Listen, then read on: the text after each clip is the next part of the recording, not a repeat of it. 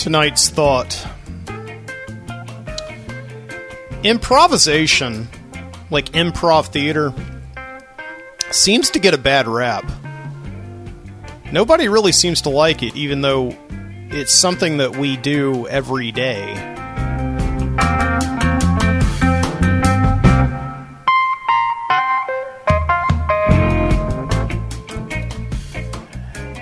Yeah, something that I noticed this week while watching some shows with improv comedy in it, improv theater, and talking to people about improv comedy, people generally don't seem to like it that much.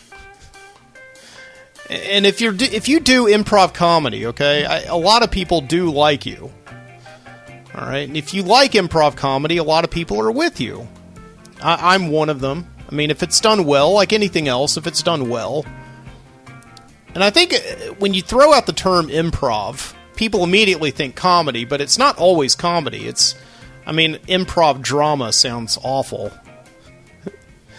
But improvisation is a theater technique, you know? It's a technique of preparing for scripted theater. And it's an art form in and of itself. So when people say improvisational theater, what they're really referring to is, the technique and the art form. So a lot of people seem to groan when you say improv. It's like, oh God, because I think they're thinking of bad improv, because it's a very common thing, of course, to see bad improv. Because good improv is very rare. It's a very rare, thing to see something like that.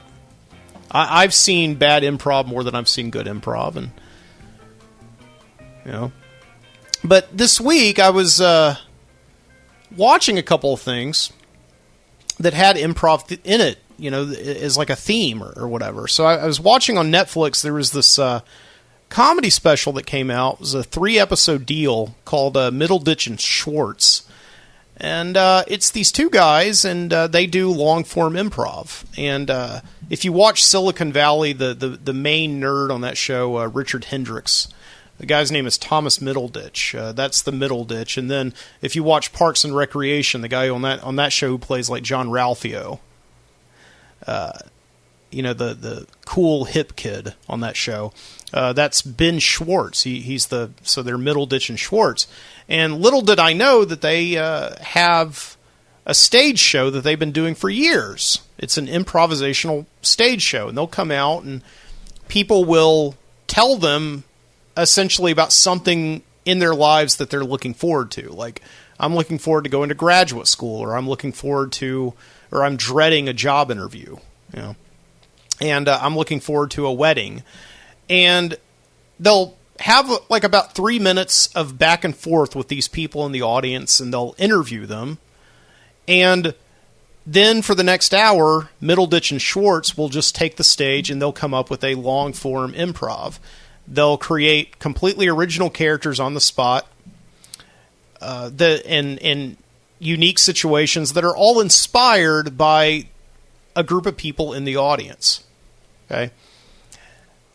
And when my wife first put this on the other day, because my wife is very much into theater, and she does theater. She doesn't do too much improv, although her mother is a very well-renowned and well-regarded improvisational teacher. She has been for years, ever since she went to school in London, and she's been teaching improv for years. And she's based in Savannah, Georgia, and teaches all over the Southeast and travels a lot teaching it.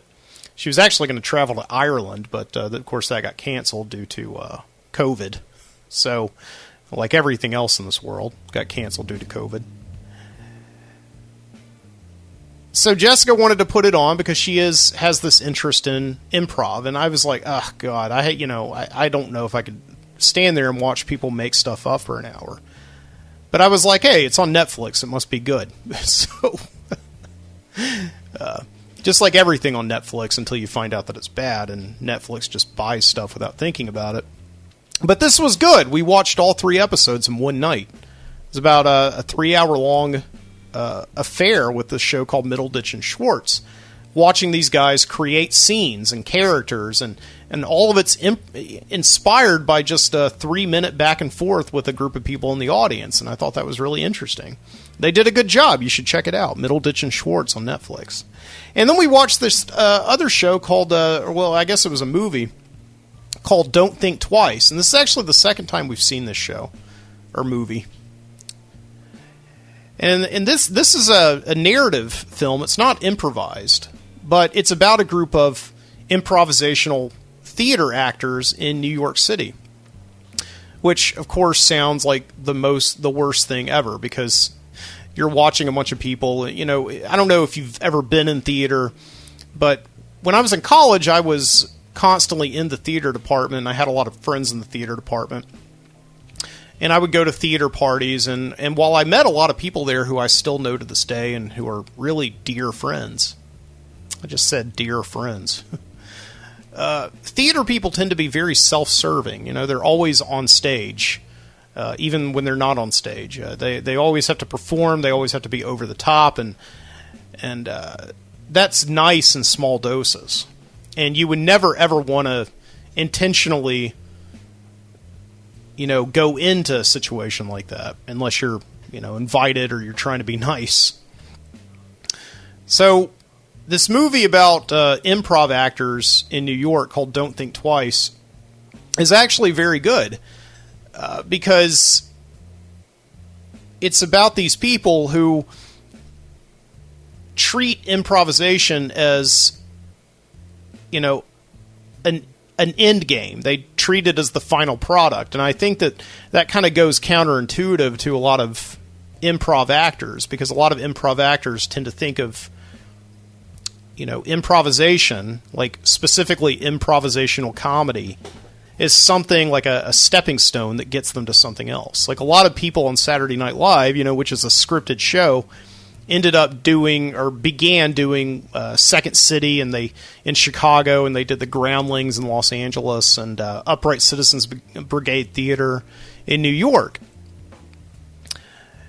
And it's never an end game. It's always a means to an end, improv. But this is a movie about people who just love improv. They love being in the moment. They love creating these moments that are here right now, and then they're going to be gone tomorrow. And so I was thinking a lot about this week after seeing these two improv shows, about why people seem to not really, I wouldn't say like just outright detest improv, but they're really prone to not like it. If they're going to go see a theater, they want to go see a scripted show, or they want to sit down and they want to watch a scripted television series or a reality television series that's probably more scripted than most scripted reality or television shows. They want to watch a movie or read a book or listen to music. They don't want to watch people just try to come up with stuff on the spot.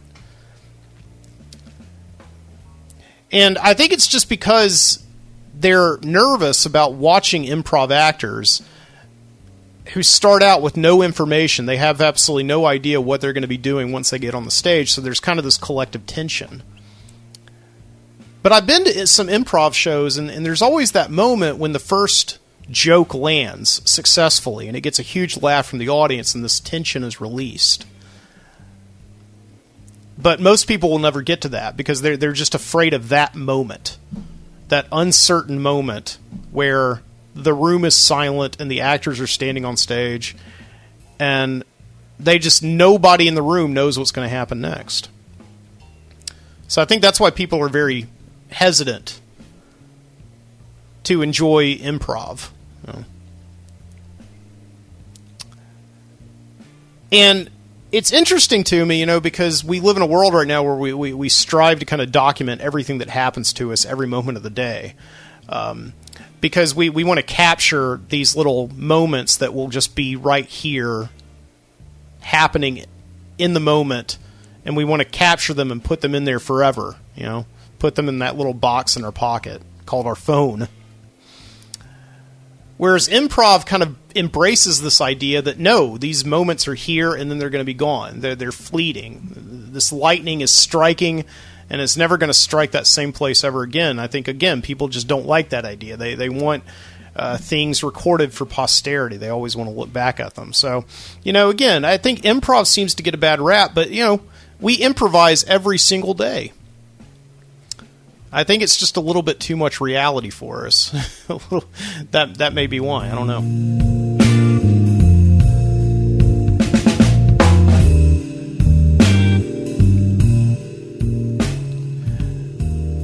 Well, from Birmingham, Alabama, on a Saturday night, this is the Midnight Citizen Show. Welcome. I'm your host, Mike Booty. Nice to have you here tonight. So, yes, here in the Midnight Citizen studio.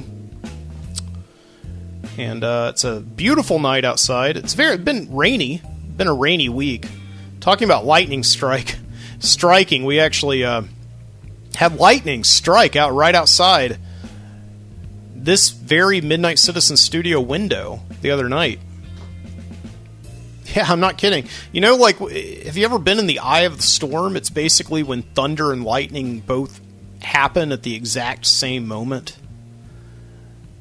And there was just this brilliant flash of light outside, and we just, it was so loud. And we went outside later. It turns out that lightning actually struck this tree right outside my house here. You could see the line going right up and down the tree. And a huge chunk of that tree, this oak that had probably been standing here since, God made it, fell down on the power lines and actually fell down in the very spot where my wife parks her car every single day. My wife, our car could have been destroyed, and my wife, thank God she wasn't in it, could have been gone as well. That was a scary moment, one of those moments that humbles you before nature, totally. So, yeah, it's not been it's been an indoor weekend here in Birmingham, is what I'll say. Yeah, so had thunder, lightning, all that. It's been scary.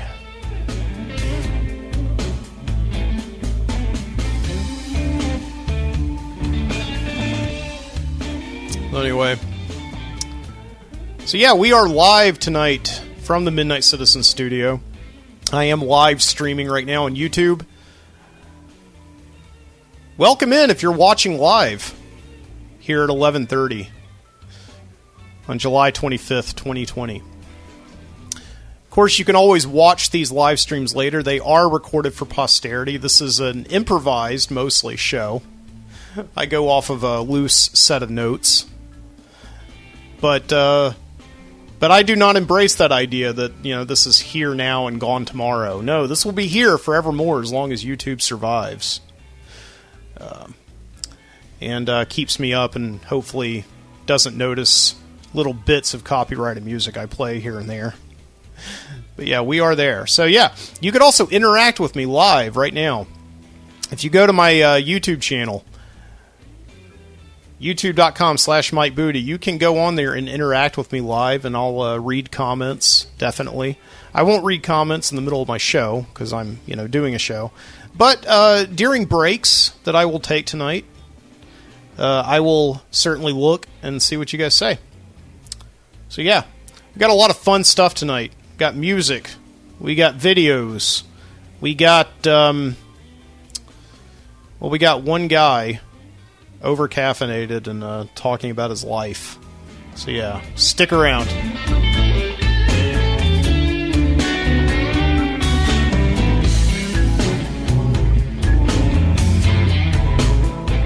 So, yeah, I never did improv theater. Scares me, the idea of, getting up on a stage and with no script. It scares me getting on stage with a script. I mean, I'm not a theater guy at all. Getting up in front of people and performing for them. I know you can argue that's what I'm doing right now. With the show being live and everything, and even with people listening to me in the future. They are no doubt making judgments of me right now.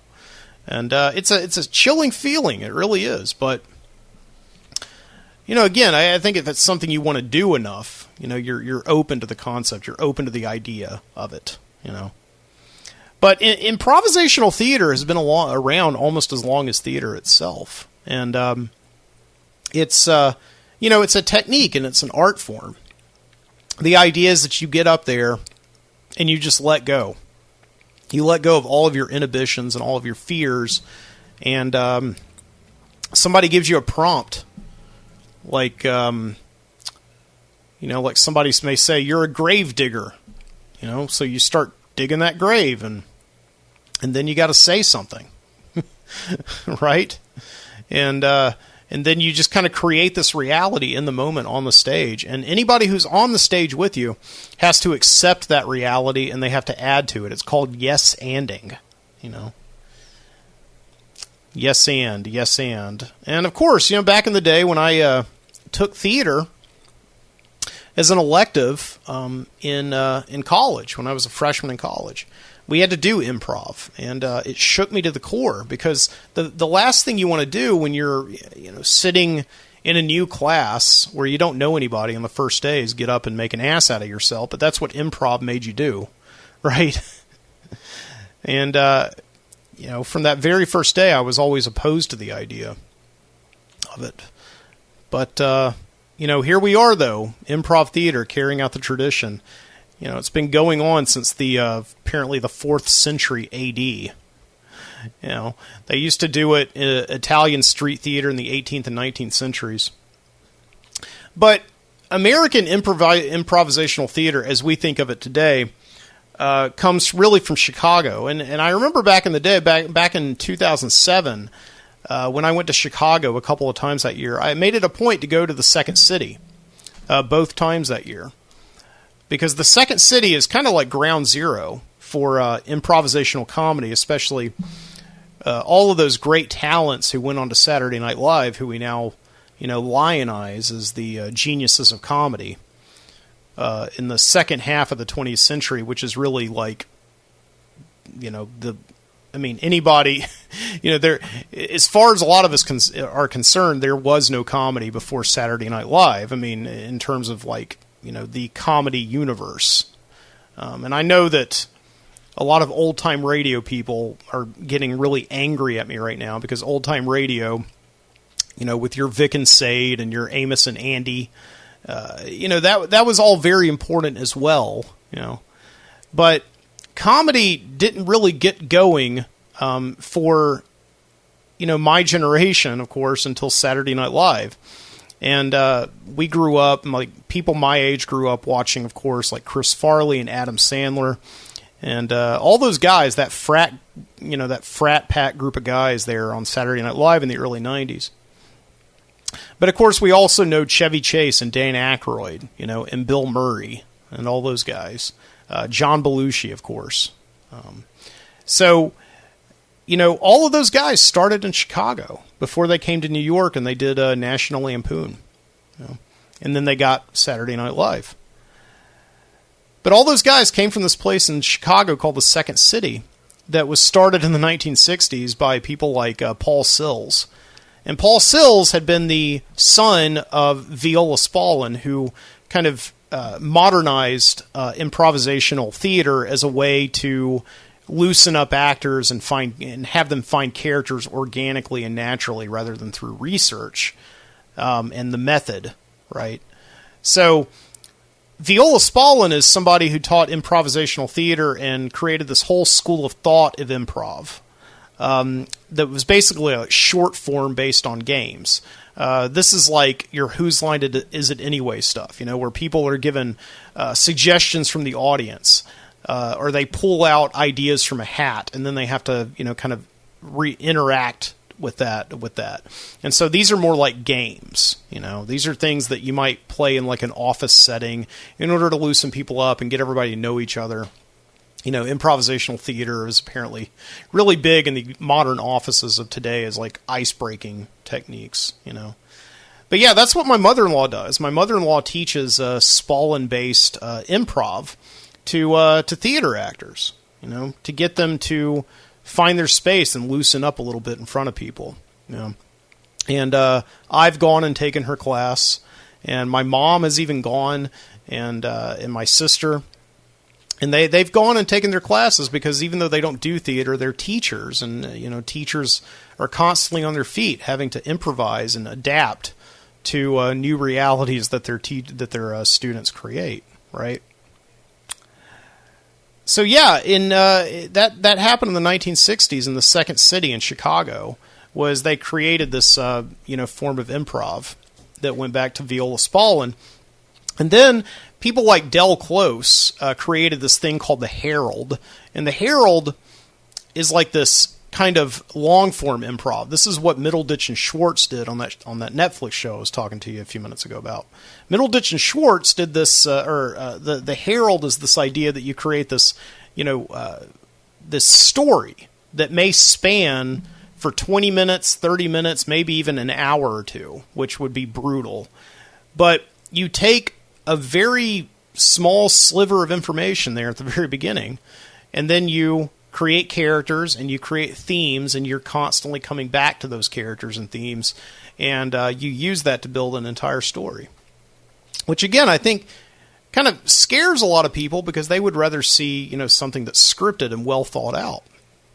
But I think, like, really good improvisers can create a world that's just as natural and just as alive as anything that a playwright can create over months and months and months and drafts and drafts and drafts, So that's the Herald, and the Herald I don't think is really even used that much anymore when people think about improvisational theater. That's why I was so surprised to see this show on Netflix, because it's just the idea of sitting there and watching people just come up with stuff on the spot, never breaking away from that story for, a very long time, is kind of off-putting. So, But yeah, no, I mean, when I was growing up, though, Whose Line Is It Anyway was one of my favorite shows on Comedy Central. They used to show at the British show with that, old British guy who would sit there and he would, give suggestions to like 4 improvisers on stage, like Ryan Stiles and Colin Mockery. And I just thought it was like the funniest stuff in the world, but I had no idea until later on when I found out about the Second City that no, this is actually an entire, art form. It's not just people making funny faces on the, at the spur of the moment. There's really a lot of art that goes into this, and it's something that embraces that idea that life is unpredictable, life is made up, on the spot. So.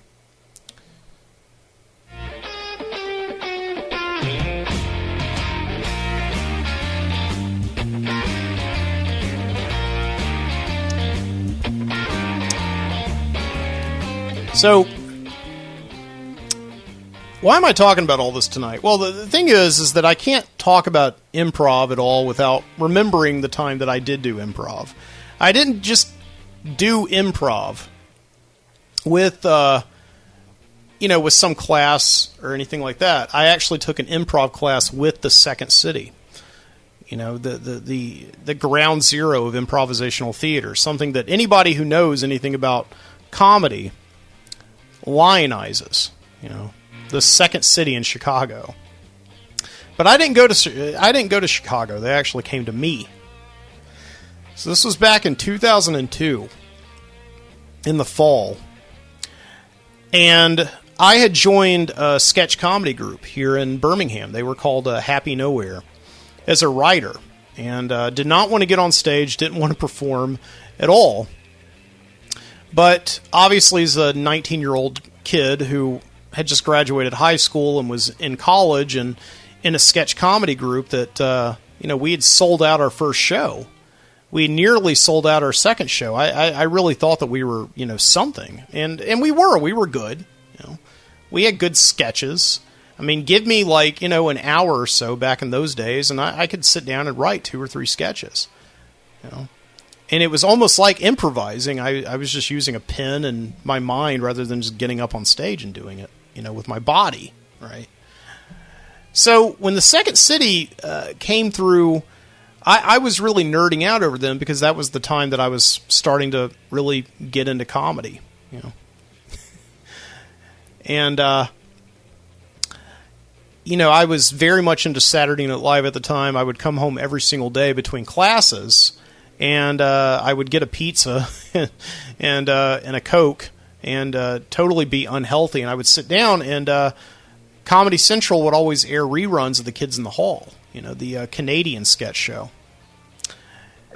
And I was getting into Mr. Show in the State and all these sketch comedy shows, and just really, I was watching stand-up comedy every Friday night.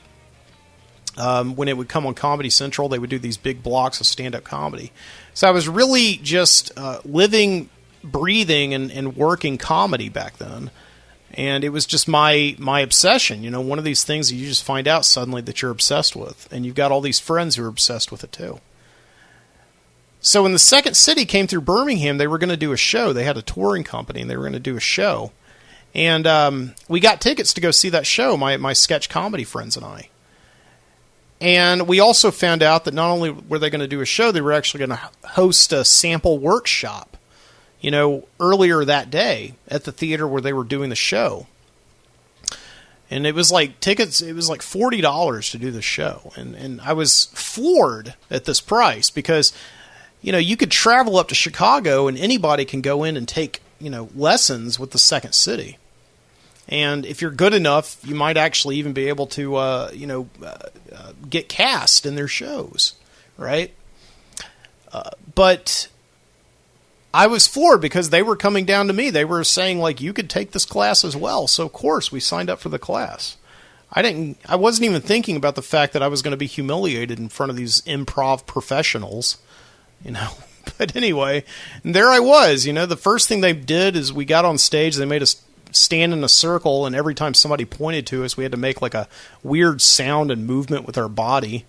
It was all incredibly fun. Everybody was in good spirits, and there were a lot of people from my sketch comedy group there. There were also these other people that I knew from an actual improv theater, an improv company here in town. That I won't say that our sketch comedy group was competing with them, but, that was also, I think that was kind of the mindset between certain members of both groups. It's been long enough. I think I can tell this. I think I can air this dirty laundry. Some of us didn't like each other. And I may have been like the new kid on the block who just kind of went with the herd. Like, we were kind of like the Sharks and the Jets of Birmingham comedy theater.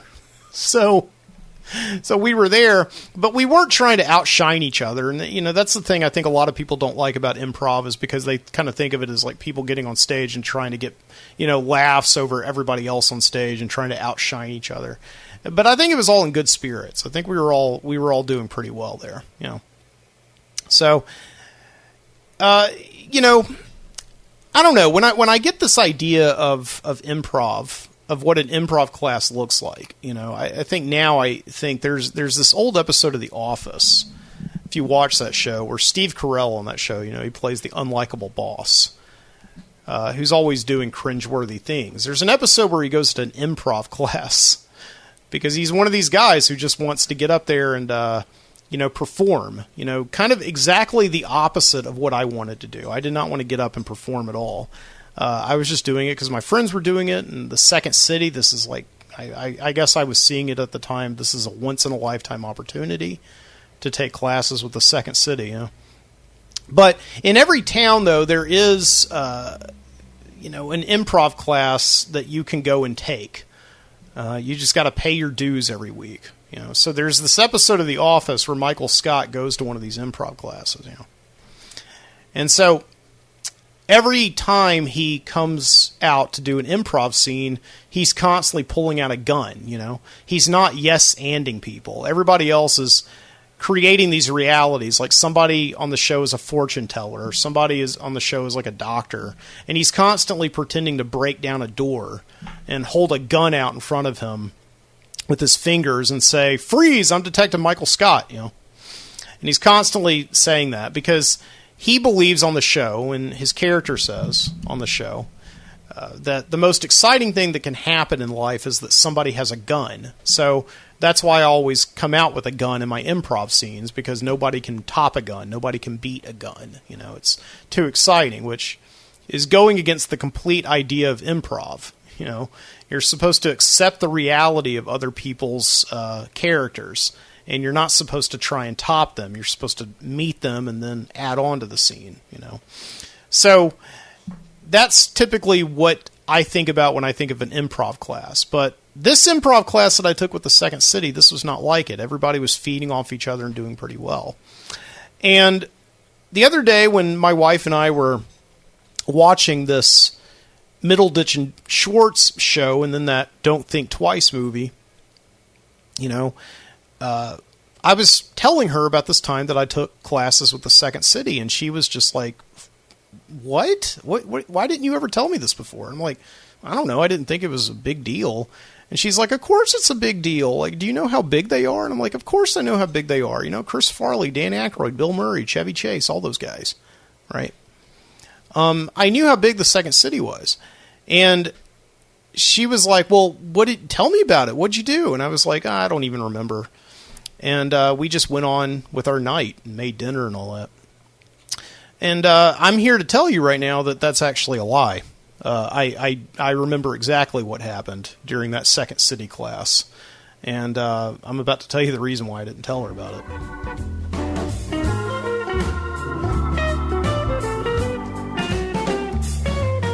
Yeah, got to get some of that smooth jazz going.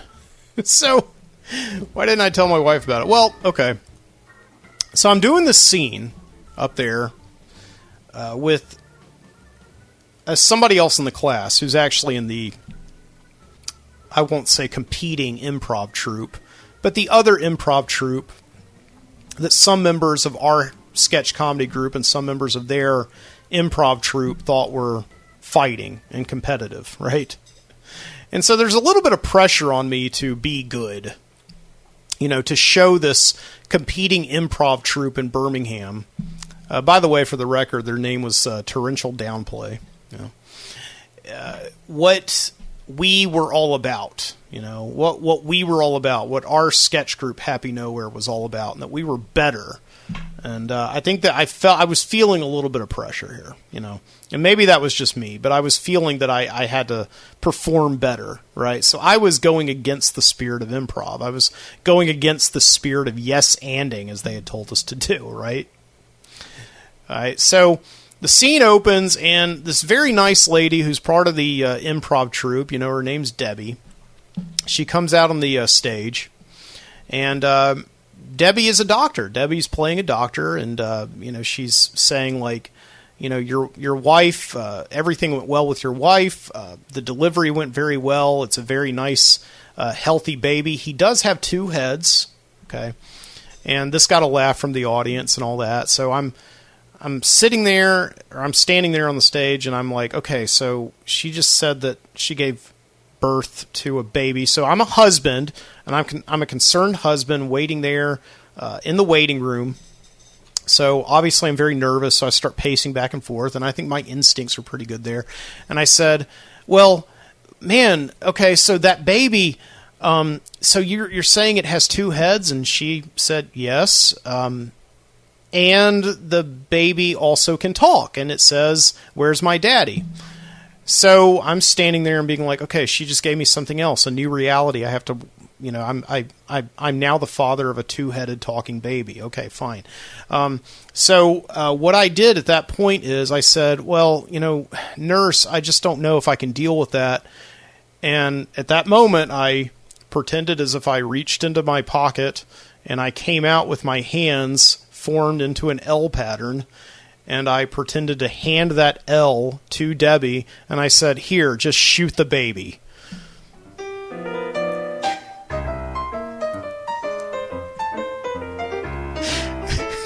It's not really good shoot the baby music.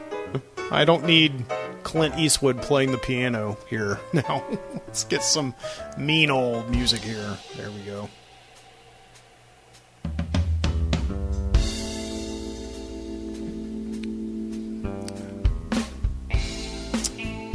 So there was dead air in the audience, in the house. And I remember looking in the back of the house, you know, if I was on the stage during an actual show, there would be lights. I wouldn't be able to see further than about a row or two back into the audience. But I could see people way in the back there. The house was empty except for the improv group and, some of the waiters getting ready for that night's show. And I think I even heard some of the waiters just stop in their tracks and some glasses clinking on their trays.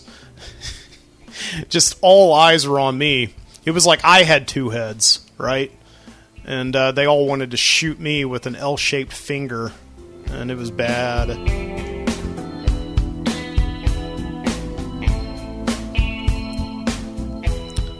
So Michael Scott was indeed right. Nobody could actually top my gun. So, I tell you what, so... Oh boy. This whole story turned out to be longer than I thought. But, again, this show is improvisation. So I'm saying yes to the mistakes. And I'm hoping I'm accepting the reality. So, yeah.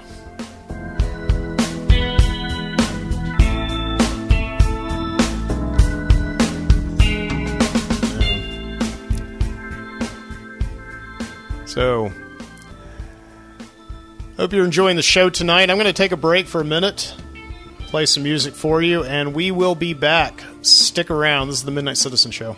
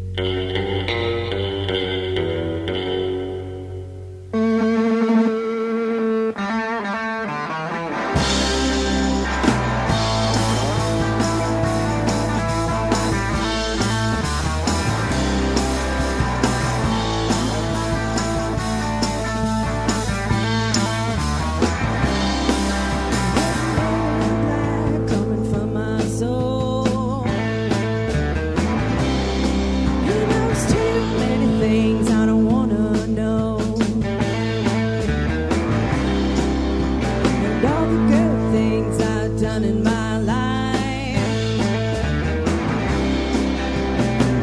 And you don't wanna hear it, man, no. Waiting all night for the morning light.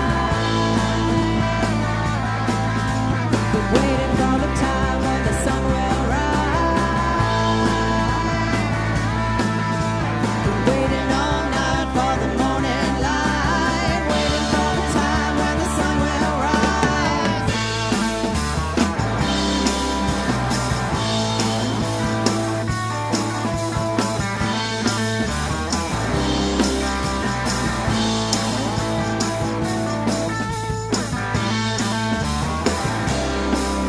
There's a man in black coming for my soul.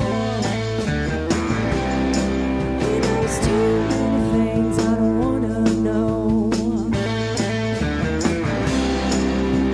And all the good things I've done in my life. Oh, you don't wanna hear it, man, no. Waiting all night for the morning light. Been waiting for the time when the sun will rise.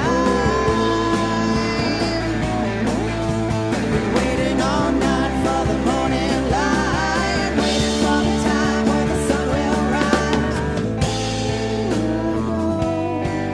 I can feel someone nipping at my toes. Can't tell if it's cold or it's just your ghost. Now please leave me be.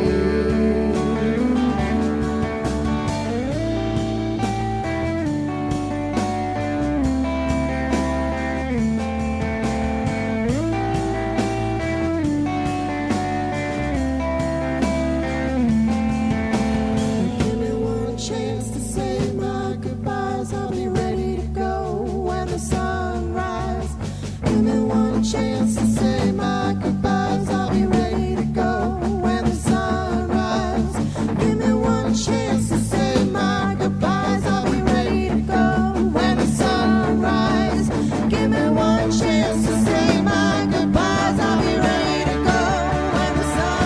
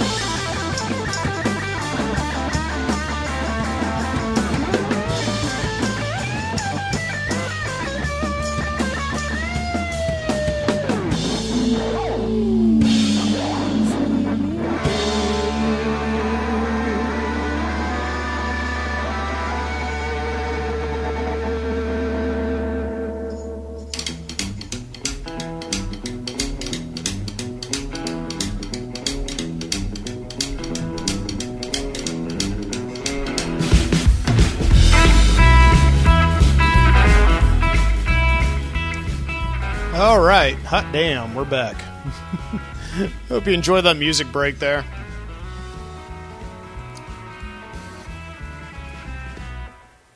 Yeah, That's some great music.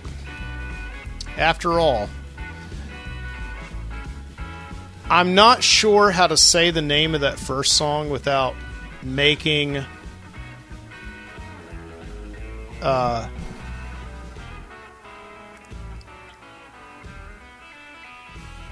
without saying a bad word. We're just going to say it's another name for wanting to date the dead, okay? By Dr. Frankenstein from the album The Cursed Tapes. It's a great song. Not a family-friendly name, but it's a good song.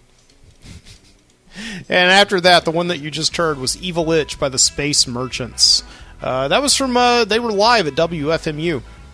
I'll remind you that, of course, as always, all the music that I play on this show, the music breaks anyway, is from the freemusicarchive.org that is run by WFMU, that great independent station in New Jersey. They're up there. So, yeah, you can find the Free Music Archive on the freemusicarchive.org. And if you're doing a show like a podcast or a movie or anything like that, you can use all that music totally free as long as you attribute it properly per the Creative Commons license, which I just did. Okay, and I will do in the show notes. So, yeah, check it out. It's a great resource. I've been using it for years.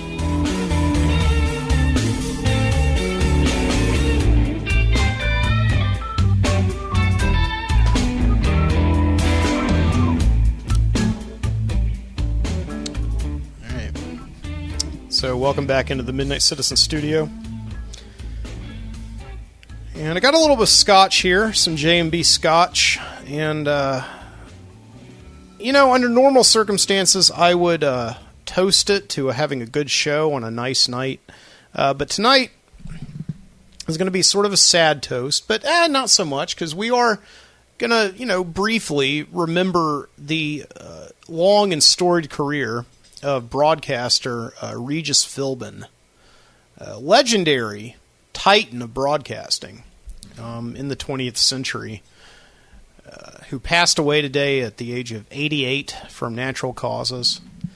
And we've lost a lot of good ones lately. We lost Carl Reiner, another legendary broadcaster. I also got word that we lost John Saxon, star of Nightmare on Elm Street and Enter the Dragon, you know, legendary character actor. So, you know, we've lost a lot of good talent, as happens. You know, it seems like every single day you're waking up to, you know, somebody died. You know, the best thing you can do is remember their lives and give them a little bit of a toast, a nice little, you know, alcoholic send-off. You know, but Regis Philbin today, when I found out that he passed away, my friend sent me a text message, and he's the one that I always hear it from first. You know, Jason always tells me when somebody passes away, a celebrity. You know, everybody I think has that friend. So Jason is mine. But, you know, Regis kind of struck me today, because Regis is one of those guys, almost like, you know, I don't know, like Bob Costas or somebody who you just expect.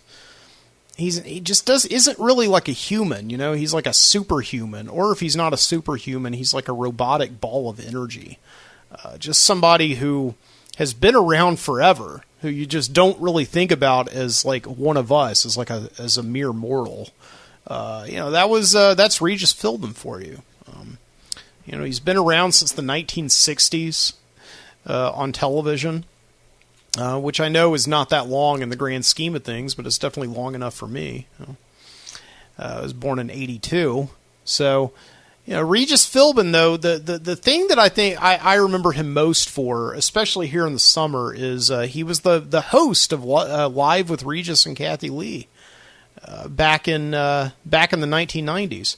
And, you know, during the summer, that was the show that my sisters and I would watch. We couldn't agree on anything at all on television, ever, except two shows in the history of television. Okay? You go to like the National Archive of Television and Broadcasting. Okay, they're in New York, And there are, out of all the millions of television shows, all of the hours that have been produced since television was invented, okay, there are only 2 shows in that entire archive that my sisters and I agreed on, and that was The Price is Right, and it was Live with Regis and Kathy Lee, okay? So The Price is Right only because it came on after Live with Regis and Kathy Lee, you know? But Regis and Kathy Lee, you know, would have this morning talk show, and they were often parodied on Saturday Night Live with the morning latte sketch with Will Ferrell and Sherry O'Terry. But yeah, Regis and Kathy Lee would come on, and they would have their coffee, and they would drink out of these gigantic mugs, you know. And it was always like Regis was always like, it's great, I can't get enough of it. You know, he would just be like this over-caffeinated ball of energy, just insane. Like, you would watch this guy, and you're like, man, you know, where does this guy get this energy? I'm like 11 years old watching this, and I want to go to bed. So the roles were reversed. I'm supposed to be the hyperactive child, you know. And Kathy Lee would sit there, and you know, and she would always have on these like very trendy 90s slip dresses with these boots and all that. I mean, I guess the way I'm describing Kathy Lee, yeah, I did have an 11-year-old crush on her, Kathy Lee Gifford, you know, who was this graduate of the she a graduate of that Mormon school? Was she a Mormon? No, she wasn't a Mormon. She was one of those Oral Roberts Christians. Yeah, so she was. She got her start in like these Christian choirs that would tour the country in the 70s, and then I think she married Frank Gifford, the football player, and also a broadcaster himself. I'm like digressing. I'm supposed to be talking about Regis here, but you know, Kathy Lee would always sit there, and she would drink her coffee in her slip dresses and her boots and her, you know, hair that, you know, just flowed like sunshine. And she would talk about Cody, you know, her son Cody. Like, you know, let me tell you what Cody did today. And Regis would be like, it's great, I can't believe it, you know. And it would just be like this over and over, yeah, every single day. Every single show was the same. And then they would interview, like, I don't know, modern celebrities in the 1990s. Like, they would, I don't know, interview Ellen DeGeneres or who else in the 90s, you know, Brett Butler from Grace Under Fire. Tell us about this new show, Grace, and she's on fire. What is it? So it'd just be this insane, you know, very often parodied. Of course, my favorite bit ever on Live with Regis and Kathy was actually not on that show at all, but it was when Kramer on Seinfeld went on it. There was this episode of Seinfeld. Let me see if I can find it here. Kramer on Live, yeah. It's the first thing that pops up, yeah. It's a very famous bit. So, like, on this bit, you know, Kramer wrote this coffee table book about coffee tables, okay? So he goes on, his agent has him go on Live with Regis and Kathy to promote it, you know, so here it is right here. So maybe he's going to do some of his, like, it's great, this guy, ooh, you know. So anyway, yeah, here we go. Can I bring out our next guest now? Please. Young guy's got a new book coming out, and it's about, and this is the best part. I love It's a coffee table book about coffee tables. Yeah. Is that clever? I think that is so clever. I think so, too. Did you get to meet him backstage? I did. I mean, he looks like a fun guy, doesn't he? I love his hair. Yeah. Oh, I do, too. This guy could be a little bonkos, really.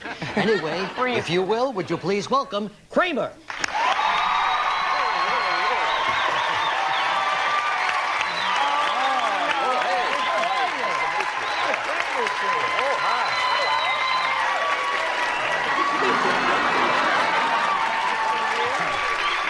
Gives Kathy Lee like a big wet kiss. I don't know. Yes. So, a coffee table book about coffee tables. Yeah. Where'd you come up with this idea? Well, I'll tell you, Regis. Actually, this is a true story. I was skiing at the time. You know, when I'm skiing, Kramer, I'm trying not to kill myself. You're writing books. Yeah. Well, now, you kids don't go out and try that. You stay in school.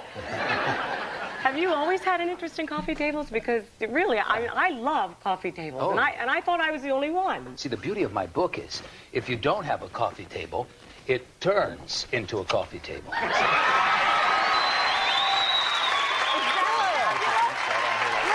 this. Is that fabulous? Fabulous.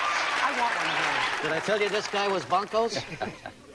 This coffee table is full of pictures of celebrities' coffee tables. That's true. That's right. Yeah? Well, I'm not in there. Where's mine? Oh, it's on file right here. I'm telling you, this guy's bonkers. He really is. But he's adorable. Yeah, he is. He's a nice-looking guy.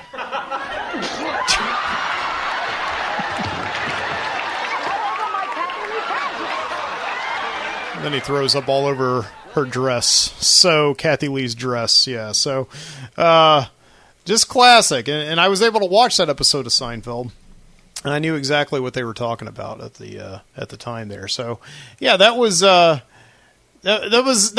Philbin, and during that break, during that bit, he was just like, "This guy's bonkos. I'm trying not to kill myself. You're writing books." He would always have that punch to him. So anyway, and then just as Regis was starting to kind of fade from relevancy in the late '90s, a little cultural touchstone came along called "Who Wants to Be a Millionaire?" All right, so this was a big show. Just it's like there are these rare moments, especially like in the late '90s and early 2000s, of where game shows were making a comeback. Like Deal or No Deal and stuff like that. And I think they're kind of starting to see a bit of a resurgence now. But this was really just a show that came out of nowhere that just Regis Philbin hosted. And the next day, I was a junior in high school, and I went to school, and like everybody was talking about this guy who had won $1 million, and I guess it was a lot of money for a game show. But you see these people on game shows, they win a lot of money. You think like, okay, whatever, like $100,000 might as well be $1 million to me. I mean, so you don't really think of it as a huge sum of money for a game show. These shows that are supposed to be giving tons of money away. But this guy named John Carpenter had won like $1 million, and he was the first person on Who Wants to Be a Millionaire to do it. And it was kind of great television, and it was like this ratings bonanza. All of a sudden, like Who Wants to Be a Millionaire went from being on once a week to suddenly it was like a 4-night-a-week show. It was like every single night was Who Wants to Be a Millionaire with Regis Philbin. And he would sit there in this very black, kind of futuristic looking soundstage with an audience behind him, and some schmuck from Middle America or whatever would be across the table from him, and they would ask him like a series of 10 questions, and each question would be worth an exponentially larger amount of money. And eventually he would get to the $1 million, but of course every question got a lot harder. And, it created these catchphrases. I mean, catchphrases are not really a thing anymore. I guess now that you have more like hashtags and memes and things. But, we used to have these catchphrases that would come out in movies, like, life is like a box of chocolates, or we would have show me the money, and all that, which I know Cuba Gooding Jr. wouldn't be proud of the way I just said, show me the money. But there it is. I mean, but the catchphrases that would come off the show, so you had like, I want to phone a friend. Everybody was suddenly saying, like, if they got a question that they couldn't quite answer in the moment, they would always say, I want to phone a friend, or I'd like to go to the audience for 50-50, so they would cut off 50, 2 of the answers, 2 of the 4 multiple choice answers. Or they would say, like, I want to poll the audience, so like the audience would, be polled on what they thought was the right answer. So it would just create these catchphrases that suddenly everybody in the world was using. And of course, the big one is, that your final answer? That was my Regis. Which I think he would be more disappointed up there on his cloud with his halo and his harp. If he heard me do that imitation of his voice. But so that was Who Wants to Be a Millionaire. And it was a really big show, and I don't know if it still comes on, but he did the first iteration of that show, and it made him an incredibly relevant celebrity there for about 2 or 3 years, in the years before American Idol came along, and reality television hasn't really been the same since. So, but yeah, Regis Philbin is just an icon of television in my lifetime. And he died today at 88 years old. So I'm gonna drink a little bit of a toast here. And if you're drinking whiskey or anything at home, anything of the like, raise your glasses, and we'll do a toast to Regis Philbin here, along with some nice slow driving blues music. Here's to you, sir. It was your final answer. No.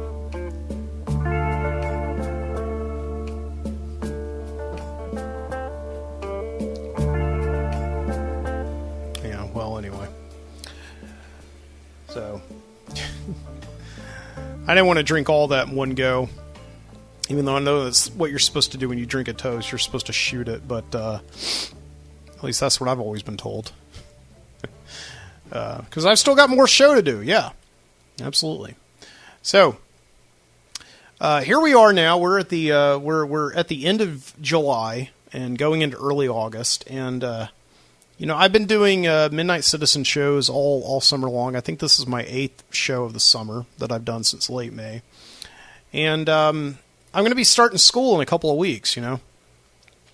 I'm having to go into school a little bit more each week to get ready to, because even though this has been a bummer summer of 2020, and everybody's depressed and everybody's at home, and we're not quite quarantining anymore, but we're definitely not over this pandemic.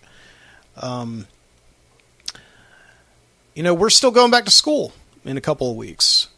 We have to go back, and all the teachers are working hard to socially distance all their kids and just put hand sanitizers everywhere, and it's quite a job. But it's just we got to recognize the fact that we're going to be living with this for a long time, and so we need to continue to get on with our daily lives, right?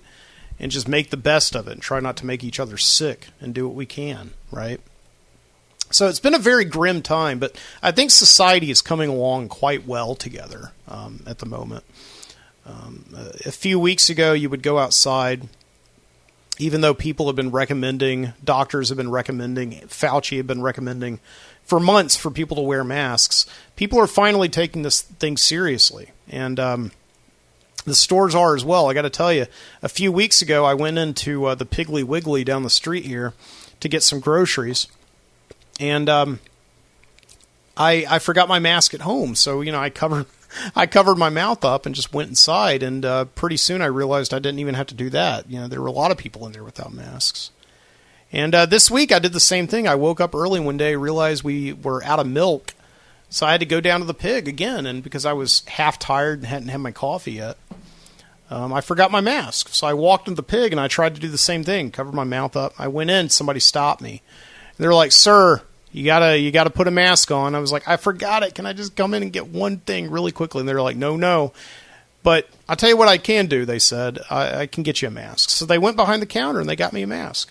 And I thought that was incredibly nice. They were, I think, like, people are just doing what they can to help people, wear masks and socially distance and everything. And I think it's been a very tough year, but, and I hate to sound like one of those cheery, inspirational commercials that you see now while you're just trying to relax in front of the television and forget about this pandemic and quarantine and all that. I think that people are coming together as a society in a way that I haven't seen since maybe, I don't know, the weeks following 9/11. I think we are doing a pretty good job of it right now. So anyway.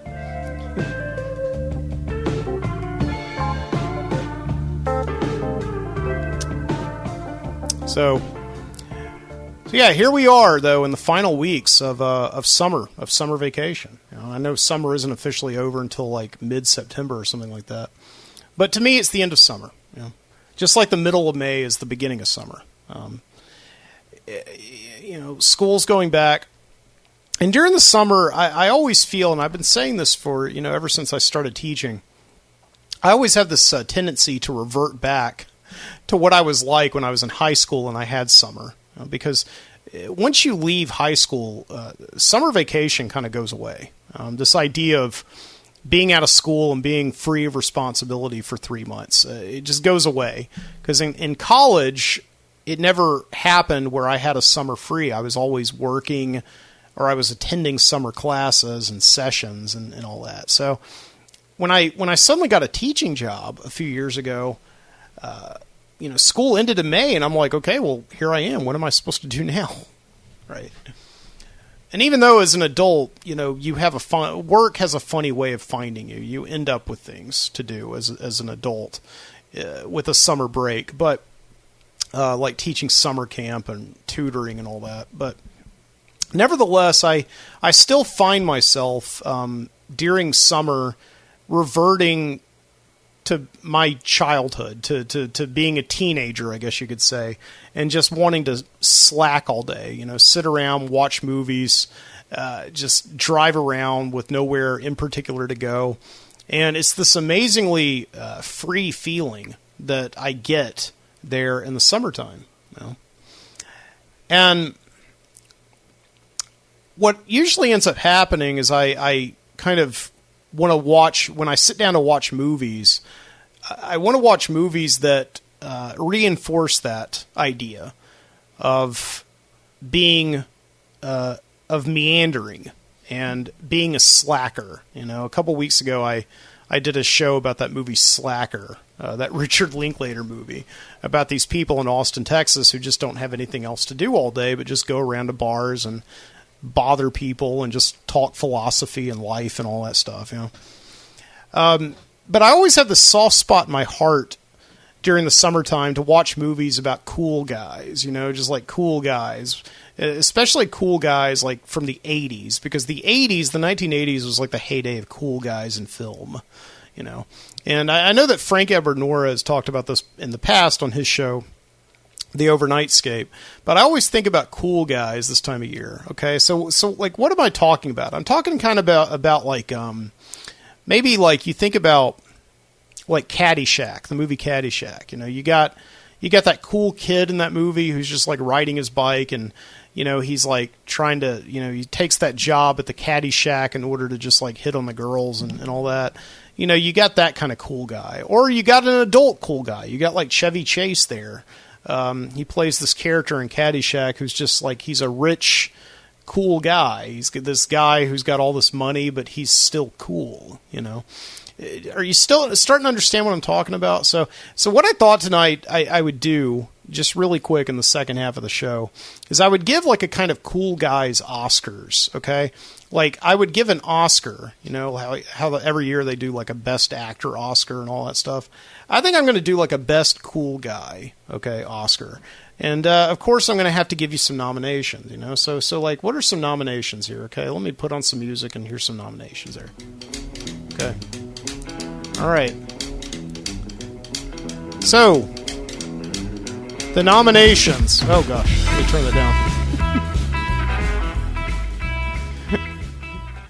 The nominations for Best Cool Guy in a 1980s movie. Mark Harmon in Summer School from 1987. Oh, I guess I'm going to have to do this also. I'm going to have to play my Oscar clips, right? You know how on the Oscars they always play clips of people acting?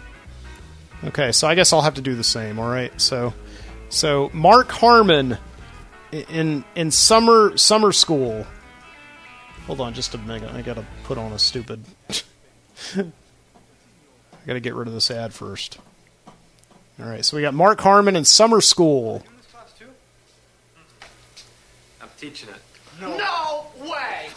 Party all the time! Party all the time! My girl likes to party all the time! All right, have a seat. See who the lucky winners are. Larry, how's my ass? Where's Larry? Shh. He's, nocturnal. Oh. Okay. Try to keep it down. Francis Grimm. Oh, don't recall me that. The name is Chainsaw. As in Black and Decker? As in Texas Massacre. Oh. Yeah, that's in here. What's in there? They got files. Pam House. So Mark Harmon in this movie, he's like a cool guy. He's like a cool teacher, so kind of like me. I'm like a cool teacher with like a Hawaiian shirt and like plastic sunglasses, and he's like the cool teacher teaching summer school. Jerome Watkins. Computer said I failed that test. The computer made an error. I recommend this time pass. You're gonna do well, Jerome. I can feel it. Alan Ekian? Present. Sir. 4 brothers, 2 sisters, all straight-A students. What are you doing here? I assume there was some sort of a baby mix-up at the hospital. Okay, so that's Mark Harmon in Summer School from 1987, the first nomination on the Cool Guy Oscars for the Midnight Citizen show. All right, the next nomination is Andrew McCarthy in Weekend at Bernie's, the yuppie cool guy. All right, let's check out Andrew McCarthy in Weekend at Bernie's. 1, 2. Once we get rid of this ad here. So if you remember this movie, it's a film about 2 business guys who go down to their boss's beach house only to find that he's been murdered. But they really want to stay in this beach house, so they pretend that Bernie is still alive, so they could stay in the beach house all weekend. We had a great time. Oh, hi, guys. Love you, darling. Just love you. You know, you could use a little sun. We're going out again tomorrow if you want to go. Lie on the deck, catch those rays. Don't worry. I'll help myself. He's dead. That's the idea, is it? Cheers. Hey, Bernie.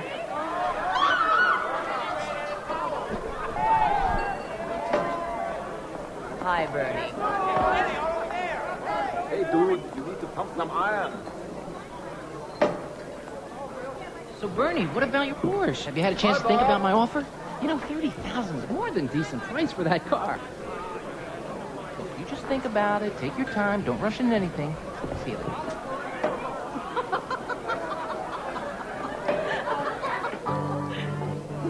Harvey, you promised me a review on the front page of the Sunday Times book section. I know, Alice, but he won't bend on it. He says there's no interest in the subject matter. No interest in the sub... What's the book about? Whether Sherlock Holmes and Dr. Watson were secretly married. Eyes, nose, and breasts. How much, A little though? tuck here, a little stand there, a little lift Do there. I need that much? These people, where did all these people come from? Floating party. Happens every weekend. Like a drink? No. Yeah, I'd love some champagne, thanks. Hey, Bernie, what a radical party. Gotta move your workout so late tomorrow afternoon, B. License mate's over for the weekend, and I had to give her your regular time. Thanks, Klaus, I got it. See you, Buck. Yeah. Ah, feels good, eh, Bern? You're really loose. Never seen you this relaxed before. Keep it up, huh? I gotta go. Duty calls. Yeah, you didn't get to see much of Andrew McCarthy as the yuppie cool guy in that scene, but that's okay. He's cool in that movie. You just have to take my word for it, okay? His agent didn't send over a good clip. Okay, next up on the list, we have Kirk Cameron, the Christian cool guy in Growing Pains. After we get rid of that ad.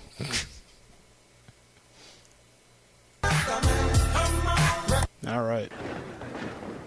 This is a best of compilation. That's the best I could find.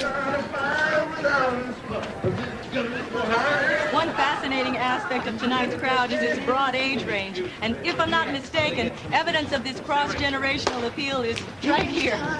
Excuse me, young man, did you attend this evening's concert with your father? Who wants to know? All of the tri-state area. This is Newsline, New York. Sir, is this your son? Hey, the big fella here, not only is this my son, this is my best buddy. Tell me, sir, isn't it unusual for a father and a son to attend a rock and roll concert together? No, no way. No, not in our family, not in any family that loves each other, right? All right, so that scene was more about reacting than acting. Yeah, we can just forget about Kirk Cameron. He's not going to win it. All right, Matthew Broderick in Ferris Bueller's Day Off. Somebody that I know everybody always mentions Matthew Broderick in Ferris Bueller's Day Off. It's very cliched. He is a very cool guy from the 80s. He's kind of the quintessential cool guy from the 80s, He's got this sense of serendipity. Nothing gets to him. He's always able to pull these pranks and get adults to look the other way. while nobody else seems to be able to. But again, I think all cliches are cliches for a good reason. This is a great performance by Matthew Broderick in Ferris Bueller's Day Off from 1986. Hello, may I help you? You can sure as hell try. Hi, I'm Abe Froman. Party of 3 for 12. Is there a problem? You're Abe Froman. That's right. I'm Abe Froman. The Sausage King of Chicago. Yeah, that's me. Listen, young man. Entre nous, I'm very busy here. Why don't you take the kids and go back to the clubhouse? Are you suggesting that I'm not who I say I am? I'm suggesting that you leave before I have to get snooty. Snooty? Snotty. Snotty? Okay, Abe. Let's go. No, I'm not going anywhere. No, we like to be seated. Listen, young man, either you take the field trip outside or I'm going to have to call the police. You're going to call the police on me? Yes. Fine. As a matter of fact, I'll call them myself. Yes. Call the police. This will be a hoot.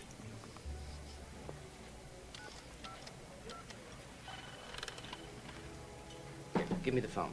I have another call. Huh. I've had enough of this horsing around. Give me the phone back. You touch me, I yell rat. There's another phone around here somewhere. Find it. Wonderful. I weep for the future. Yeah, Matthew Broderick and Ferris Bueller's Day Off. Just a fantastic performance there, and just the guy that everybody wants to be. I think there was actually Ferris Bueller inspired. I think it inspired like a TV show. It also inspired a show called Parker Lewis Can't Lose, which is about this kid who had like this whole secret lair in his locker. He opened his locker and used to step into it. So Parker Lewis Can't Lose. Yeah, there was a cult around Ferris Bueller. I think just everybody wanted to be that guy, you know. And then finally, the final nomination for the 80s Cool Guy Oscars here at the Midnight Citizen Show is Michael J. Fox from anything. Michael J. Fox was amazing, even in Family Ties, where he played that, right-wing dork. Michael J. Fox is the kind of, to me, the original cool guy from 80s movies. Of course, once we get through this ad, I'll show you why. I couldn't think of any specific movie, but he was great in Back to the Future, Doc Hollywood, The Secret to My Success, and of course this scene from Teen Wolf, one of the first movies that I ever remember watching. So there you go. Styles, where the hell did you get this? Hey, Harry's used cars, man. We traded in the Nova, even swap. Swap? Get out of here. How much extra did you pay for this? It's an even swap. For certain consideration. Looky here. Oh. Styles. Hey, surf's up? Yeah, surf is definitely up. Well, let's go pick up Lewis, okay? What? Styles, come on, what is it with Lewis? He's avoiding me, right? He's scared of me. Look, man, we got some fine new wheels, we got some good tunes, and a total disregard for public safety. You're right, okay, let's go. All right, Surf's up. Wait a minute. These waves are mine. We'll all be planning out a route we're gonna take real soon. We're waxing down our surfboard. So for those listeners who aren't watching live, he's surfing on top of the van, which is just so cool and dangerous. Tell the teacher we're surfing USA. And Anchor Keys and Side outside Pacific Palisades. Outside San Onofre and Sun. Redondo Beach and LA. All over the Hawaii. At Waimea Bay.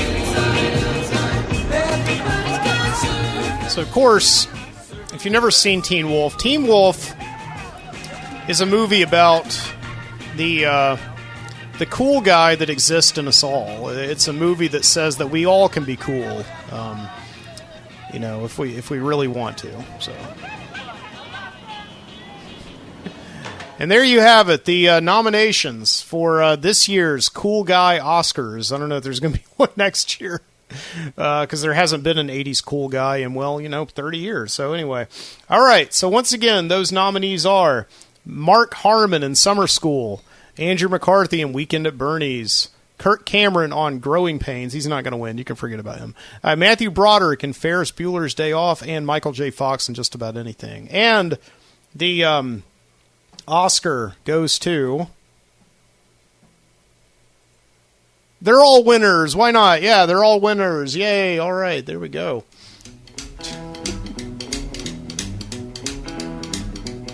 But Michael J. Fox.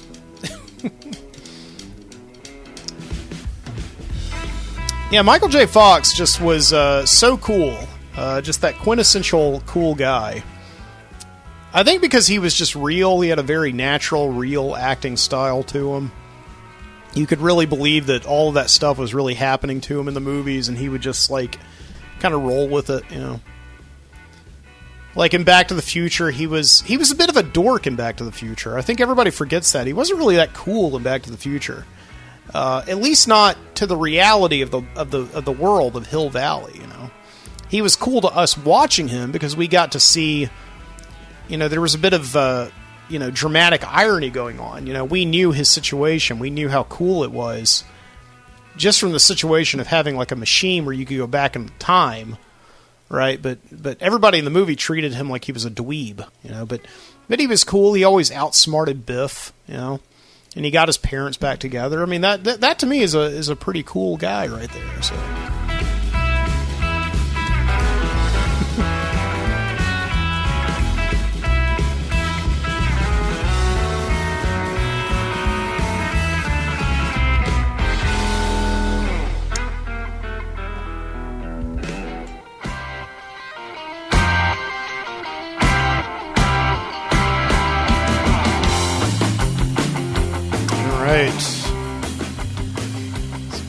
Yeah, we're rocking and rolling here on the Midnight Citizen Show.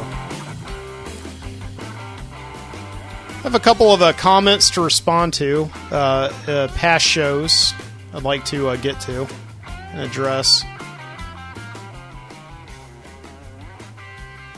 Yeah, regarding last week's show, Kevin sent me a very thoughtful Facebook message regarding what I was saying about Unsolved Mysteries. So I was talking about last week about how I used to love Unsolved Mysteries, and of course it came back on Netflix. In a very much watered down form. I didn't like the format of the new Unsolved Mysteries at all. I mean, they kept the theme music, that creepy theme music, but that was about it. Everything else, it was just indistinguishable from any other true crime show that comes out on Netflix now. No narration, no Robert Stack narration. I know because he's dead, but but no narration. Narration to me makes Unsolved Mysteries even more so than that theme. But anyway, so Kevin said, "Hey, I enjoyed your show last week, particularly the Unsolved Mysteries segment." He says, "Do you think the reboot could have really leaned into the style of the original show? Seems like it would come off more like a parody. They could have maintained the format, 4 segments per episode with the host, but the reenactments would have to be upgraded. What they did with the new show is made the reenactments more stylized." And yeah, Kevin, I agree with that. I mean, the reenactments are fine. I love the reenactments. Those were fine. And Kevin was saying that, yeah, they could have come off very easily as parody. But that's what I was saying last week was the biggest problem with the Unsolved Mysteries show, because obviously these are real mysteries. These are real people's lives, that you're talking about for TV, for television, for entertainment. People are essentially being entertained by the exploitation of dead people and grieving families, So, yeah, the show has to be taken seriously. And I think the old Unsolved Mysteries show took itself very seriously. It wasn't trying to do like a campy, exploitative show. And indeed, as I mentioned last week, a lot of criminals were actually caught. A lot of cases were solved as a result of that show directly. Okay. you would always hear these instances of people watching the show and then being like, "Oh my gosh, that's my neighbor Bob," you know, that's Steve from accounting, and they would get turned in, right, just from watching the show. And so, yeah, Unsolved Mysteries served a purpose back in the day, and I think if you were to bring it back now, in its previous form, yeah, it would appear as a parody. So I'm not saying like bring it back as it once was, but why call it Unsolved Mysteries at all? So that's sort of the paradox of the Unsolved Mysteries reboot. Okay. Is that you've got a show that's using the name of an old show in order to provoke nostalgia in viewers. And that's why the viewers are watching it, you know. But then you just take that and you are making a whole new show out of it. So it comes across as exploitative almost even more than the old show, okay? Because you're taking an old title and you're exploiting its nostalgic factor just to give people new stories rather than creating a show of your own. So I think if you took the Unsolved Mysteries name off of the new show as well as the theme, you would not be able to tell that it's Unsolved Mysteries. So yeah, but that was a good and thoughtful comment, Kevin. I do appreciate it.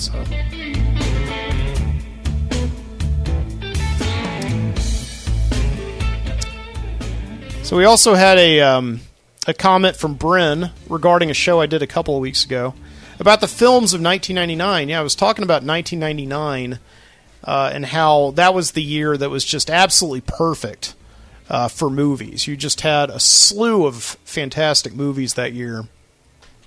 We haven't had another year for movies like 1999 was. And I'll try to give you a list in just a minute of all the movies that came out in 1999 to the best of my knowledge. But Bryn actually sent me a link to a book called Best Movie Year Ever, How 1999 Blew Up the Big Screen. So he actually, there's actually been a book written about this, so I'm not the only one who's noticed this, that 1999 was kind of the best year for American movies. Probably in my lifetime, maybe ever. I don't know. But yeah, this is a movie by a book by Brian Rafferty. So I'll link it in the show notes. So yeah, says from a veteran culture writer, modern movie expert, this is a celebration and analysis of the movies of 1999. In 1999, Hollywood, as we know, exploded. Fight Club, The Matrix, Office Space, Election, The Blair Witch Project, The Sixth Sense, Being John Malkovich, Star Wars, The Phantom Menace, American Beauty, The Virgin Suicides, Boys Don't Cry, The Best Man, that's the only one I don't know, Three Kings, Magnolia, okay? So, like, just those are just some of them, okay, right there. But it was an amazing year for movies, and I'm surprised I didn't mention American Pie there. That was a big movie that year. As well as the Austin Powers sequel, The Spy Who Shagged Me, a movie that I saw right after The Phantom Menace. So anyway, but yeah, that's interesting. There's a whole book that's been written about 1999, so I appreciate that, Bryn. Thank you very much. So yeah, those are just some of the comments. And of course, you can comment and let me know on the Midnight Citizen website, at the Overnightscape Underground, onsug, ONSUG.com. I'd be happy to hear from you. And, of course, watching live, too. If you want to comment and have me talk to you live, I will do that. More than happy to. So, anyway. Okay. All right, so what I did is I went to the Video Street video store and got a couple of videos for us to watch. So I'm going to take a break here and watch these videos. Enjoy, and I'll be back here in just a minute. It's the Midnight Citizen Show.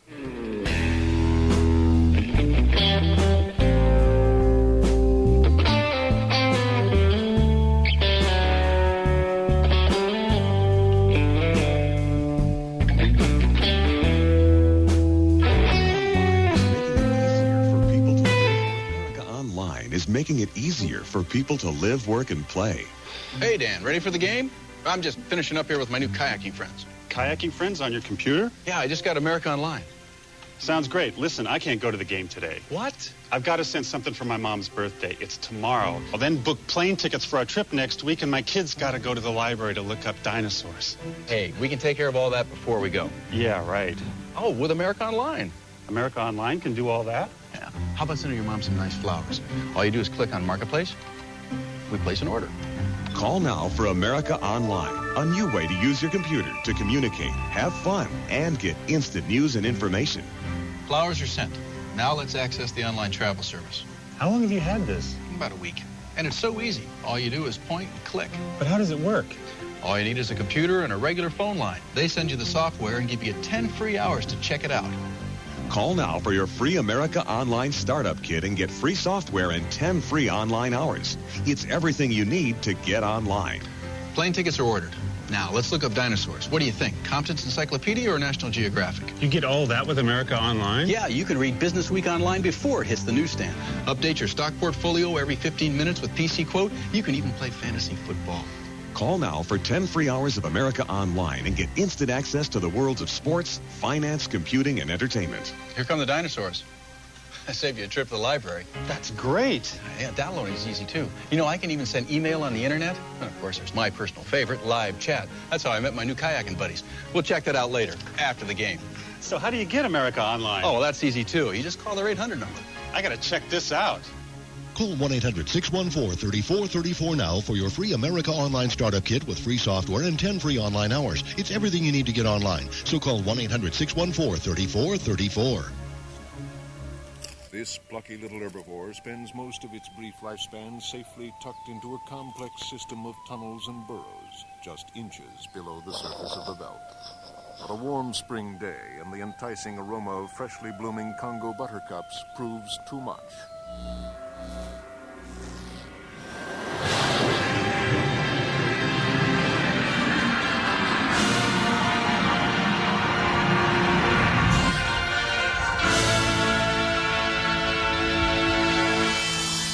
Introducing DivX, the best way to watch movies at home.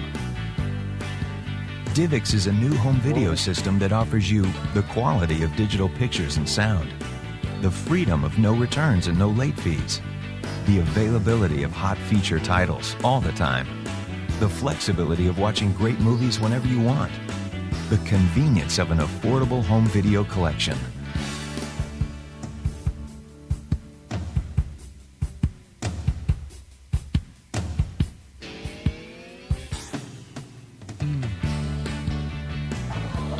Get the picture? The DivX movie system uses DVD technology to create a brilliant digital picture. Get the sound? The DivX movie system delivers spectacular digital sound.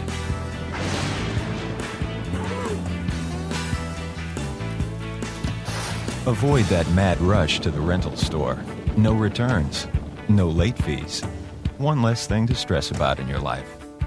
With DivX, you're always sure to find the hottest new movie titles from top studios like Disney, Paramount, MGM, 20th Century Fox, Universal, and DreamWorks. DivX is different than a VHS rental because the viewing period doesn't start when you leave the store. It begins when you insert the DivX disc and press play, so you can watch your movie tonight, next week, or even months later. Every DivX movie comes with a 2-day viewing period. During that time, you can watch it as often as you like. Reverse, fast forward, skip from scene to scene. And you're always free to pause at any time. It's not just remote control, it's complete control.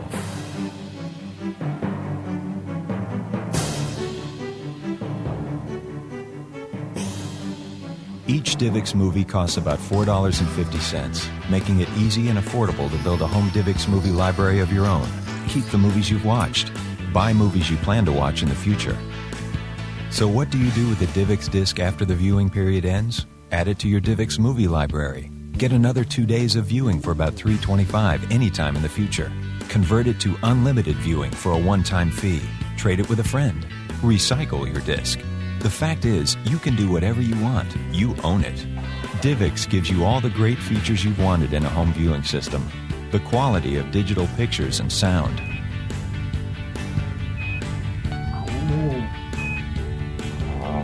freedom of no returns and no late fees. The availability of hot feature titles all the time. The flexibility of watching great movies whenever you want. The convenience of an affordable home video collection. All for about $4.50, only $1 more than a VHS rental. Get the quality, the freedom, the availability, the flexibility, the convenience. Get the DivX Digital Movie System. The DivX Movie System, the best way to watch movies at home. This little disc holds an entire movie. Looks like a CD, doesn't it? It has a digital picture that is more than twice as clear, twice as sharp, and twice as dynamic as the picture you would get off a VHS tape, along with spectacular digital quality sound. This is the latest innovation in technology called Digital Video Disc, or DVD. Here's a DVD movie. DVD movies generally cost $15 to $35 and give you unlimited play, the same as when you buy a movie from a video store. There are over 1,000 movies available on DVD. But picture and sound are only 2 reasons why you should consider a DVD player. We all love movies, but the way we get them can often be a hassle. Buying is often too expensive, and renting can be a terrible inconvenience. Having to make a trip to the video store, finding that the new movie you want to see is already rented, selecting another one, making a trip back to the store to return it, paying late fees, ordering pay-per-view movies that can't be paused if you get interrupted. It's time to take the next step in the evolution of movies. Great pictures and great sound with none of the hassles. It's time for DivX. The new DivX feature for DVD players revolutionizes the way we get our movies. Here's the DivX version of Tomorrow Never Dies. The DivX DVD costs a lot less. Here's the difference. The DivX disc at $4.49 includes a 2-day viewing period similar to a rental from the video store, but much better. Unlike a rental, you own this disc. The 2 days doesn't start when you walk out the door, and you never have to return it. Your 2-day viewing period only starts when you decide to put the disc in your DivX player and hit play. It could be days, weeks, or months after you purchase the disc. You can then watch it as many times as you want. Stop it, restart it, fall asleep and watch the rest in the morning. Whatever you want. Because the 2 days doesn't start until you decide, you have complete control over when you watch it. And remember, you never have to return it. When you're finished, if you like the movie, keep it so that you can watch it later. How can you watch it later? Put it back in your DivX player. Hit play, and you get another 2 days of viewing for $3.25. You see, the DivX machine is hooked up to your phone line, and it dials in twice a month while you're asleep to update your account and charge you for any additional viewings. The system never interferes with your use of the phone. It also receives information about special promotions and announcements. What if it's a movie that you or the family want to watch a lot? For almost all titles, you can purchase unlimited viewing privileges for your players called DivX Silver for a one-time fee. You never have to pay for it again. It's yours to watch whenever you want. Finally, if you don't think you're going to watch the movie again, you can give the disc to a friend, recycle it, whatever you want. But what about availability? Since you buy instead of rent these discs, they should always be available. Just like music CDs, the latest hits are going to be there when you want them. And you can buy them at retail outlets across the country. You can order them over the internet and have them shipped right to your house. You can even pre-order them and have them hit your house about the same day that they first get to the rental stores. No more extra trips to rent or return movies. With DivX, you have complete flexibility of when you watch and what you watch, because a DivX DVD player plays DivX movies, DVD movies, and music CDs. So that's DivX. You get the quality of digital picture and sound, the freedom of no returns and no late fees, the availability of hot movies all the time, the flexibility of watching movies whenever you want, and the convenience of an affordable home video collection. Sound good? Doesn't this remove the hassle of renting movies? If you have any additional questions, please call this number or visit our website or a retail outlet near you.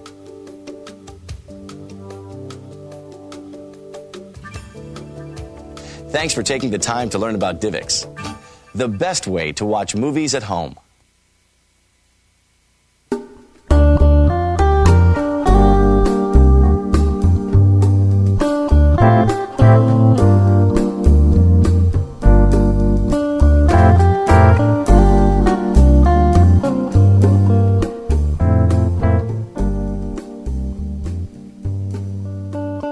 Yeah, we're all so much better than DivX now.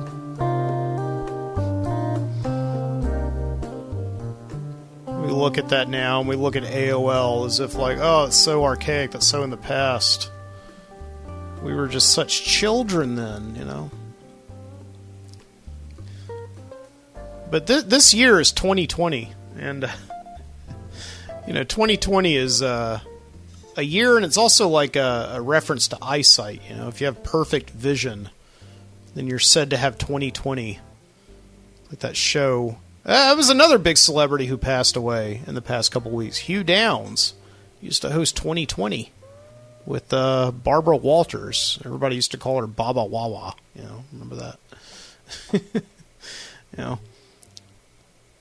But yeah, 2020 is supposed to be like the year of hindsight, the year that we sort of look back on the mistakes of our past. So I guess DivX was one of them. Nobody liked DivX, you know. I never had DivX. That was kind of a completely foreign territory to me. I had a DVD player at the time, so I thought that the only kind of way that you could watch DVDs is either by going to the video store and renting them, or you could buy them. But apparently with DivX, you could go and you could get these discs that were like, they were rentals, but you would buy the rental. And this is why I never got them, because this is like totally confusing. I had to watch that video twice the other day just to understand how this worked. Because, DivX was a technology that totally passed me by. But you would go to the Circuit City and you would buy a DivX disc and you would take it home and you would put it into this special DVD player that was DivX enabled, and it had this phone port on it. And the phone port would tell the company, the DivX server, that you were renting the movie for like 48 hours. So it was like on demand, right? But it wasn't like now where you can just turn on your TV and you have like thousands of preloaded movies into a server that you can just choose from on a whim, and there's no physical media at all attached to it. Okay. So, you would get this DivX disc, and like for Tomorrow Never Dies, that James Bond movie, and you would tell the DivX server through a phone line, okay, I'm now purchasing this movie for 48 hours. And after the 48-hour period is over, you would no longer be able to access that movie from the server. But you still could. All you had to do is go back in and pay for additional days, or you could buy the movie outright. And then you would actually have a physical copy of Tomorrow Never Dies on DVD. Okay? But they were also saying that you can recycle the disc by giving them to friends. Hey, I just watched this. Do you want it now? And they wouldn't have to pay any additional fee from you or anything. Yeah, I understand why that failed, because, the idea is to make every single person pay for... Well, okay, I guess they would take the DVD home, and then they would plug it into their DivX DVD player that also had the server capability. And so then they would buy the movie. Okay, so they would pay for it. Okay, see, now I'm explaining it and I can't even understand it. Okay, so this technology failed, and I think it lasted for maybe like a few years. And there was this other thing called Flex Playout, where you would get the DVD, and as soon as you opened it up, it would immediately begin to like disintegrate, like one of those self-destructing messages in Mission Impossible. Okay. It would begin to disintegrate as soon as you started watching it. So it was like the Langoliers of DVDs. You would start watching something and it would just like a big black cloud would come in after it and just start erasing what you've watched. So it's always interesting, just all this technology that we've abandoned, or the technology that's matured. To the point where we just are too, we're too savvy for it now to look back on it. I can't believe we fell for that, I don't know. I don't think we should be so arrogant because, definitely have no mistake. Or have no reservations. Make no mistake. We're making a lot of stupid decisions here in 2020 that we're going to be looking back on years from now with our 2020 vision, and being like, God dang it, how are we so stupid?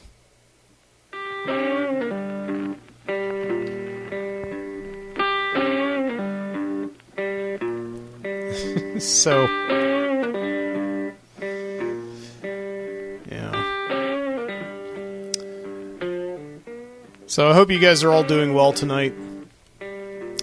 This has been the Midnight Citizen Show. I've been your host, Mike Booty. Thank you so much for joining me.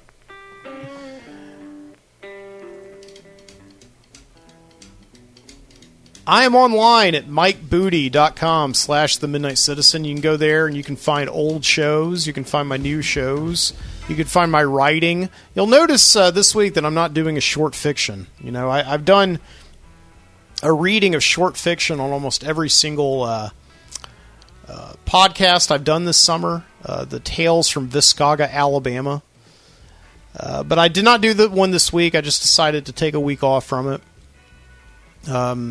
That's code for I just didn't finish it in time. So I'll return next week with the Tales from Viscaga, Alabama. But you can read all of those previous stories at mikebooty.com/writing. It's up there. So join it there. I'm also online over at the Overnightscape Underground, ONSUG.com. You can see my show as well as all the other great shows on that podcasting network over there. I'm actually getting together with all those guys tomorrow via a Zoom meeting. We do these shows every 2 weeks. I always look forward to them. We're doing this. It's a show we call the Exit Ramp, where Overnightscape hosts who do shows just like this one from all over the world get together. We always have. It's always hosted by Frank Edward Nora, who started the Overnightscape Underground out of New Jersey in 2009. Of course, he's been podcasting there ever since 2003, actually. And we always have PQ River over there in Arizona, or Truth or Consequences, New Mexico, I should say. We have people like Simon from California. We have people from Chicago. We have people from Ireland, the Netherlands. We have people from Australia sometimes join in. It's a really great time. So we record that. We're recording that tomorrow, and then Frank usually releases it the next day. So check that out. It's usually like a 4-hour-long show that we end up just talking. So I'm looking forward to that tomorrow. So anyway, we've done I think 8 or 9 of them so far ever since the quarantine started. So anyway. But yeah, I'm over there at onsug.com. I'm also, of course, at Mike Booty, or youtube.com/Mike Booty, where you can see a live stream recording of this show. Check it out. Where else am I? Facebook.com/The Midnight Citizen. Check me out there as well. Yeah, I'm all over the place, okay? Yeah. I will see you next week. Until next time, I hope you've enjoyed this show. Keep your eyes open.